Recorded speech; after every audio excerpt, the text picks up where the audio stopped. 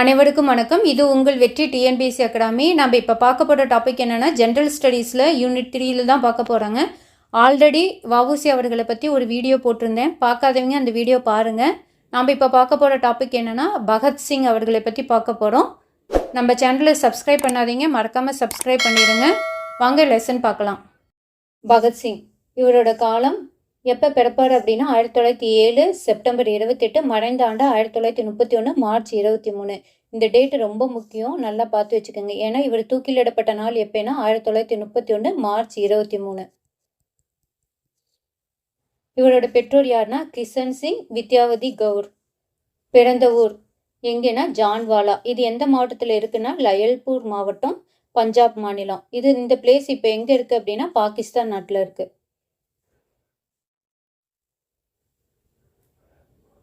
இவர் எழுதிய நூல்கள் என்னென்ன நூல்கள் எழுதினார் அப்படின்னா நான் ஏன் நாத்திகனாக இருக்கிறேன், ஜெயில் டைரி.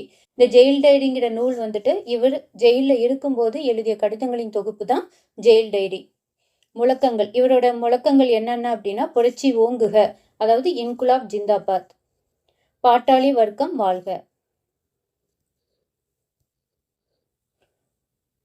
இவருக்கு 12 வயதில் ஜாலியான் வாலாபாக் படுகொலை நடைபெறும். எந்த ஆண்டுனா 1919. இவருக்கு 12 வயதில் தான் இந்த படுகொலை நடைபெறும். ஏன்னா இவர் பிறந்த ஆண்டு 1907. ஆனால் ஸ்கூல் புக்கில் 14ன்னு கொடுத்துருப்பாங்க. அதனால் ஆப்ஷனுக்கு தகுந்த மாதிரி பார்த்துக்குங்க. இந்த ஜாலியான் வாலாபாக் படுகொலை இவரை ரொம்ப பாதிக்கும். இதுக்கப்புறம் தான் காந்தியடிகளின் ஒத்துழையாமை இயக்கத்தில் கலந்துக்குவார். காந்தியடிகள் ஒத்துழையாமை இயக்கத்தை சௌரி சௌரா சம்பவத்துக்கு அப்புறம் வாபஸ் வாங்கிடுவார். இதனால பகத்சிங் அந்த இயக்கத்திலிருந்து வெளியில வந்துடுவாரு.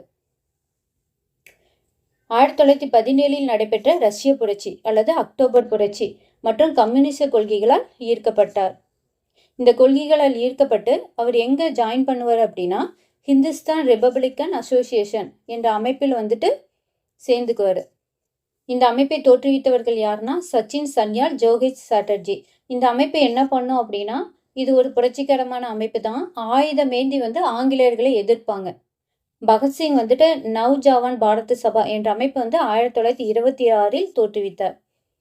1928 செப்டம்பர் மாதத்தில் ஹிந்துஸ்தான் சோசியலிஸ்ட் ரிபப்ளிக்கன் அசோசியேஷன் என்று பகத்சிங்காலும் அவர் தோழர்களாலும் பெயர் மாற்றம் செய்யப்பட்டு அவ்வமைப்பு திருத்தி அமைக்கப்பட்டது.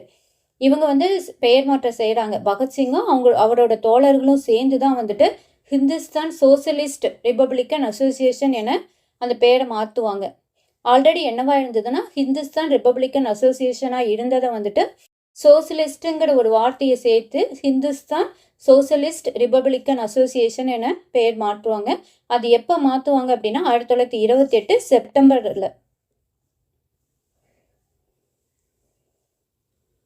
அடுத்து சந்திரசேகர் ஆசாத், சிவராம் ராஜகுரு, சுகதேவ் தாபர் ஆகியோருடன் ஹிந்துஸ்தான் சோசியலிஸ்ட் ரிபப்ளிக்கன் அசோசியேஷனின் தலைவர்களில் ஒருவராக பகத்சிங் விளங்கினார். சைமன் குழு எதிர்ப்பு போராட்டத்தில் லாலா லஜபதி ராய் காவல்துறை கண்காணிப்பாளர் ஜேம்ஸ் ஏ ஸ்காட் என்பவரால் கொடூரமாக தாக்கப்பட்டார். 1928 நவம்பர் 17 லாலா லஜபதி ராய் இறந்துடுவார். அதாவது சைமன் குழுங்கிறது 1927 அமைப்பாங்க. அதில் இந்தியர்கள் யாரும் இல்லாதனால இந்தியர்கள் எல்லாமே எதிர்ப்பாங்க. இவங்க இந்த குழு 1928 லாகூருக்கு வருவாங்க. லாகூருக்கு வரும்போது ரயில் நிலையத்திலேயே லாலா லஜபதி ராய் தலைமையில் போராட்டம் பண்ணுவாங்க.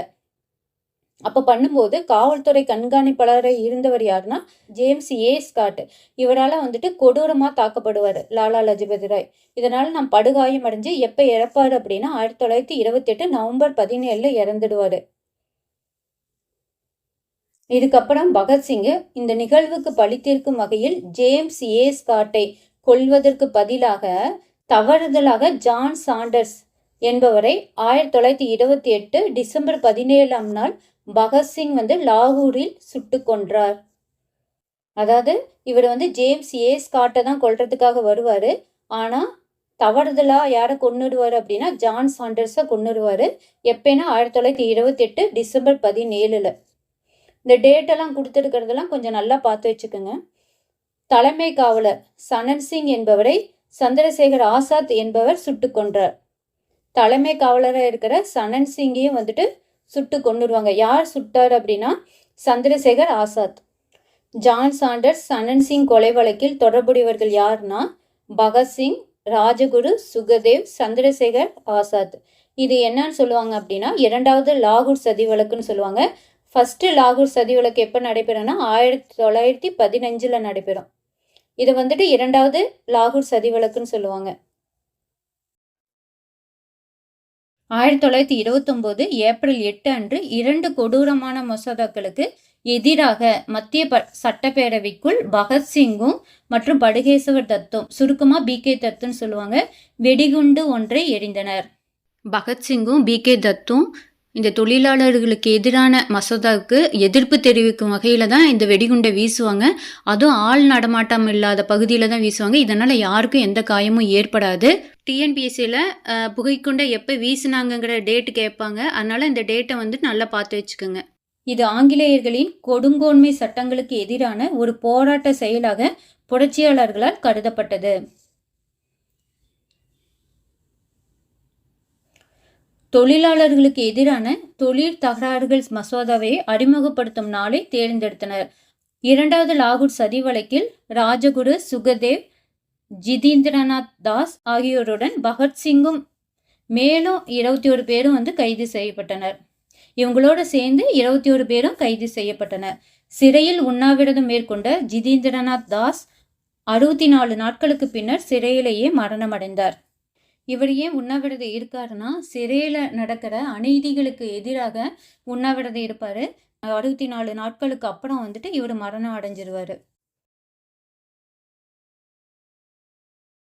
இந்த வழக்கில் பகத்சிங், ராஜகுரு, சுகதேவ் ஆகியோருக்கு வந்து மரண தண்டனை தீர்ப்பு வழங்கிய நாள் எப்போனா 1930 அக்டோபர் 7. இந்த டேட்டு ரொம்ப முக்கியம். அதாவது இவங்களுக்கு மரண தண்டனை விதித்த நாள் எப்போனா 1930 அக்டோபர் 7. இந்த தீர்ப்பில் 1931 மார்ச் 24 அன்று மூவரையும் தூக்கிலிட உத்தரவு வழங்கப்பட்டது. எந்த டேட்டில் வந்து தூக்கிலிட உத்தரவு வழங்கப்பட்டது அப்படின்னா மார்ச் 24, 1931. ஆனால் பகத்சிங், ராஜகுரு, சுகதேவ் ஆகியோர் வந்து லாகூரில் தூக்கிலிடப்பட்ட நாள் எப்போனா 1931 மார்ச் 23. ஆனால் இவங்களுக்கு தீர்ப்பு விதித்த நாள் எப்போனா மார்ச் 24, 1931 தான் தூக்கிலிடணும்னு சொல்லிட்டு தீர்ப்பு விதிப்பாங்க. ஆனால் முன்கூட்டியே தூக்கிலிடப்பட்டுருவாங்க.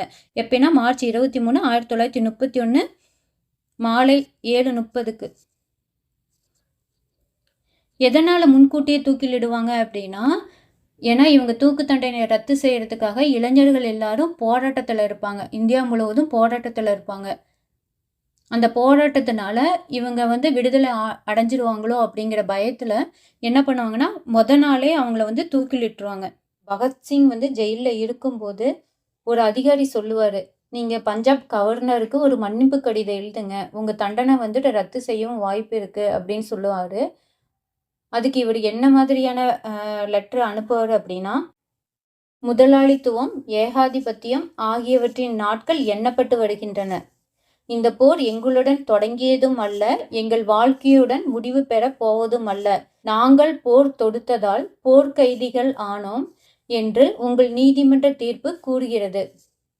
அப்படியானால் எங்களை தூக்கிலிடுவதற்கு பதிலாக சுட்டு கொள்ளுங்கள் அப்படின்னு சொல்லிட்டு லெட்டர் அனுப்புவார். இவ்வளவு தைரியமா மன்னிப்பு கேட்கறதுக்கு பதிலாக இந்த மாதிரி எங்களை சுட்டு கொள்ளுங்கள் அப்படின்னு சொல்லிட்டு லெட்டர் அனுப்புவார். அதே மாதிரி இவர் இன்னொன்று சொல்லுவார், புரட்சி என்பது வெறும் குண்டு எறிதலோ கை துப்பாக்கியால் சுடுவதோ அல்ல. புரட்சி என்பது மனித குலத்தின் பிரிக்க முடியாத உரிமையாகும். சுதந்திரம் என்பது அனைவரின் அழியாத பிறப்புரிமையாகும். உழைப்பாளிகள் சமூகத்தின் உண்மையான ஆதரவாளர்கள் ஆவர். இந்த புரட்சியின் பலிபீடத்தில் நாம் மாபெரும் லட்சியத்திற்காக அளிக்கும் எந்த தியாகமும் அதற்கு முன் பெரிதல்ல அப்படின்னு சொல்லிட்டு பகத்சிங் வந்துட்டு இது சொல்லியிருப்பாரு. இது ஸ்கூல் புக்கில் இருக்குது. இந்த 2 சென்டென்ஸையும் நல்லா பார்த்து வச்சுக்கோங்க. ஓகே, இதோட இந்த டாபிக் முடிஞ்சிருச்சுங்க. தொடர்ந்து படிங்க, டைம் வேஸ்ட் பண்ண வேண்டாம். நெக்ஸ்ட் வீடியோவில் பார்ப்போம். நன்றி, வணக்கம்.